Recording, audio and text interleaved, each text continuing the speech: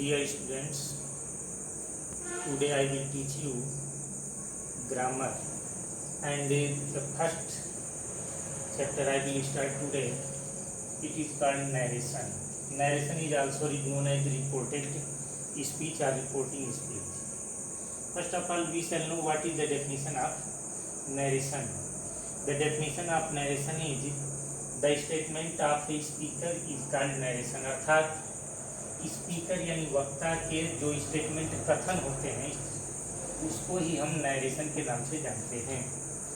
Narration basically narrate verb से मिलकर बना है, जिसका मतलब होता है टू डिस्क्राइब, यानी वर्णन करना। तो इस तरह से इसकी परिभाषा हो गई कि वक्ता के द्वारा जिस किसी भी व्यक्ति वस्तु स्थान के बारे में कोई भी बात कही जाती है, किसी भी चीज़ का जो वर्णन किया जाता है उसे हम नैरेशन के नाम से जानते हैं। अब हम जानेंगे कि what is the kinds of narration, यानी नैरेशन कितने प्रकार के होते हैं, अर्थात वक्ता के कथन को कितने तरह से लिखा जा सकता है। तो यहाँ आपके सामने लिखा है कि there are two kinds of narration, direct speech या डायरेक्ट नैरेशन भी कर सकते हैं, और इनडायरेक्ट स्पीच या इनडायरेक्ट नैरेशन कहा जाता है। डायरेक्ट स्पीच को हिंदी में कहते हैं प्रत्यक्ष कथन। डायरेक्ट स्पीच का मतलब होता है कि वक्ता द्वारा कही गई बात को ज्यों का त्यों बिना किसी परिवर्तन के वैसे ही लिख देना जैसे उसने बोला है, वो डायरेक्ट नैरेशन कहलाता है। जैसे यहाँ पर वक्ता है राम और वो मी यानी कोई भी व्यक्ति हो सकता है। तो राम ने मुझसे कहा I shall not come to school today, मैं आज विद्यालय नहीं आऊँगा। ये राम का कथन है कि आज मैं विद्यालय नहीं आऊँगा। अब हमें अगर इसी बात को क्लास टीचर को बताना हो कि राम मुझसे मिला था और कह रहा था कि विद्यालय नहीं आएगा, तो अब हम इसको कैसे लिखेंगे, वही इनडायरेक्ट नैरेशन कहलाता है। अगर हम ऐसे ही सीधे सीधे जाकर बोल दें कि Ram said to me I shall not come to school today, तो क्या ये बोलना सही होगा कि राम ने मुझसे कहा कि मैं विद्यालय नहीं आऊँगा? तो मैं विद्यालय के यानी बोल जो उस समय बोल रहा है उसके बारे में क्या हो गया। सही यह होगा कि राम, हम यहाँ लिखेंगे Ram told me, said to me की जगह पर हो जाएगा टोल्ड मी, इन्वर्टेड कॉमा और कॉमा को हटाएंगे, उसकी जगह पर हम लिखेंगे दैट। अब आई जो है वो अकॉर्डिंग टू राम बदलेगा, चेंज होगा, क्योंकि राम ही आई है तो हम राम के अनुसार यहाँ पर बार बार राम तो नहीं लिखेंगे, यहाँ ही हो जाएगा। और ही के साथ क्योंकि शैल का प्रयोग नहीं होता, विल का प्रयोग होता है, तो उसका पास्ट टेंस हम यहाँ लिखेंगे वुड। नॉट और कम के जगह पर हो जाएगा गो टू स्कूल। यानी अध्यापक जब हमसे पूछेंगे कि राम क्यों नहीं आया, तो मैं बता दूंगा कि राम ने मुझसे कहा कि वह आज विद्यालय नहीं जाएगा। Now we shall discuss about the parts of direct speech इन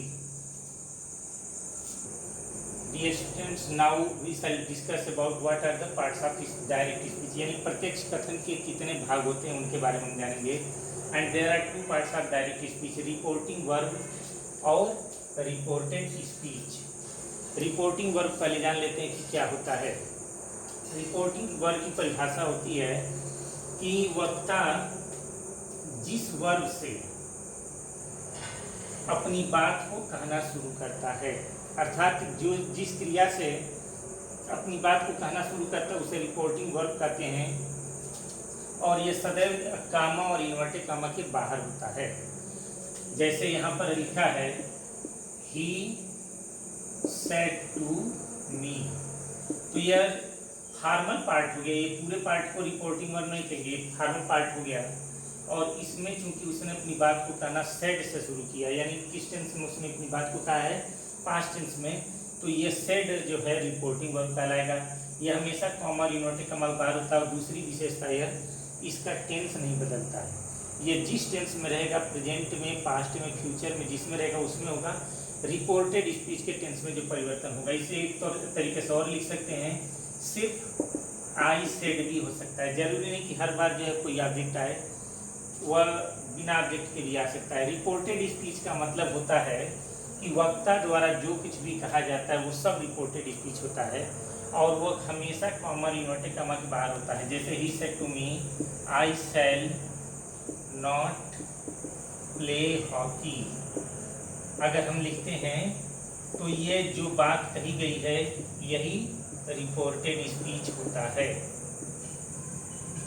यानी यहाँ वक्ता द्वारा जो कुछ कहा जाता है वो सब रिपोर्टेड स्पीच होता है, और जिस टेंस में वो अपनी बात को कहना शुरू करता है, जिस वर्ब में अपनी बात को कहना शुरू करता है, वो ही रिपोर्टिंग वर्ब होता है। Now we shall discuss the rules to change direct speech into indirect speech. Dear students, I will now teach you what are the important rules to change direct speech into indirect speech। यानी हम इसमें सीखेंगे कि direct speech को indirect speech में बदलने के कौन कौन से महत्वपूर्ण नियम हैं। सबसे पहला रूल यह है कि रिपोर्टिंग वर्ब में आए हुए सेज के साथ अगर टू लगा, सेज को हम तब तक नहीं बदलेंगे जब तक कि उसके साथ कोई ऑब्जेक्ट ना आया हो। यानी टू लगने का मतलब है कि कोई ऑब्जेक्ट आया है, तो सेज के साथ अगर टू लगा है तो टेल्स कर देंगे, से के साथ अगर टू लगा हो तो टेल कर देंगे, और सेड के साथ टू होगा तो उसे टोल्ड, आस्क्ड, इटीसी जैसे जैसे हम सेंटेंस पढ़ते जाएंगे उसमें बदलेंगे। दूसरा सबसे महत्वपूर्ण परिवर्तन होता है कि रिपोर्टेड स्पीच के पहले जो कॉमा, ये कॉमा है, कॉमा और इन्वर्टेड कॉमा जो 66 और 99 की तरह होता है, अगर ये आया हुआ हो तो इन दोनों को हटा देंगे और उसकी जगह पर एक कनेक्टिव वर्ड, यानी कनेक्टिव वर्ड का मतलब है जोड़ने वाला शब्द, दैट असर्टिव सेंटेंस में इफ और वेदर का प्रयोग इंट्रोगेटिव में और अन्य सेंटेंस में करते हैं। तीसरा परिवर्तन होगा कि रिपोर्टेड स्पीच जो इन्वर्टेड कॉमा में होता है, जब उस इन्वर्टेड कॉमा को हटाया जाएगा तो वह स्मॉल लेटर से शुरू होगा, छोटे अक्षरों से शुरू होगा।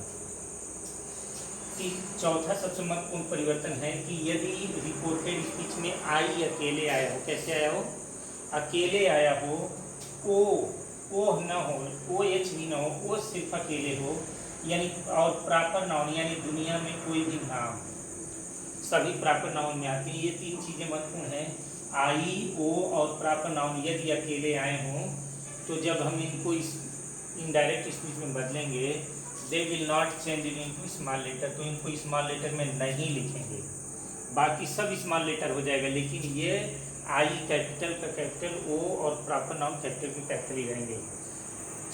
पांचवा सबसे महत्वपूर्ण रूल है, जैसा कि अभी बताए भी हैं, कि रिपोर्टिंग वर्ब के टेंस में किसी तरह का कोई परिवर्तन नहीं होगा, जिस टेंस में वो रहेगा उसी में रहेगा, सारे परिवर्तन सिर्फ रिपोर्टेड स्पीच में होंगे।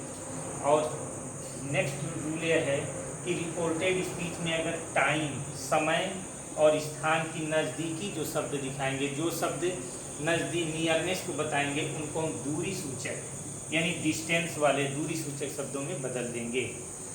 Okay dear students, I will teach you what are the kinds of simple sentence, यानी साधारण वाक्य। सिंपल सेंटेंस को हिंदी में कहा जाता है साधारण वाक्य। तो सबसे पहले हम ये जानेंगे कि उनके काइंड्स कितने हैं, लेकिन उसको जानने से पहले, काइंड्स को जानने पहले सिंपल सेंटेंस किसे कहते हैं ये जानना जरूरी है। Simple sentence is a kind of sentence in which only one subject, यानी वह सेंटेंस जिसमें सिर्फ एक सब्जेक्ट और one verb plus only one verb, अर्थात वह सेंटेंस जिसमें सिर्फ एक सब्जेक्ट या एक और एक वर्ब हो, वह सिंपल सेंटेंस कहलाता है। एक से ज़्यादा सब्जेक्ट होंगे तो या तो कंपाउंड सेंटेंस हो जाएगा, नहीं तो कॉम्प्लेक्स सेंटेंस होगा। जैसे राम राइट्स ए लेटर, इसमें सिर्फ एक सब्जेक्ट है और एक ही वर्ब है। अगर यहाँ पर हम लिख देते हैं Ram and Shyam, write a letter लिख देते हैं, तब ये कंपाउंड हो जाएगा, तब ये सिंपल नहीं होगा। तो इसलिए इसमें सिर्फ एक सब्जेक्ट और एक वर्ब होना जरूरी है। इसके 5 प्रकार होते हैं। असर्टिव सेंटेंस जो विधि सूचक या सूचनात्मक वाक्य के नाम से जाना जाता है। इंट्रोगेटिव सेंटेंस जो प्रश्नवाचक वाक्य के नाम से जाना जाता है। इंपरेटिव सेंटेंस जिसे आज्ञा या शिक्षा सूचक वाक्य कहा जाता है। ऑप्टेटिव सेंटेंस जिसे कामना या इच्छा सूचक वाक्य कहा जाता है। और एक्सक्लेमेटरी सेंटेंस जिसमें विस्मय सूचक वाक्य, जिसे विस्मय सूचक वाक्य नाम से जाना जाता है। ये 5 सेंटेंस हैं जिसे नरेशन में हम 1 बाय 1 चेंज करते हैं। ओके।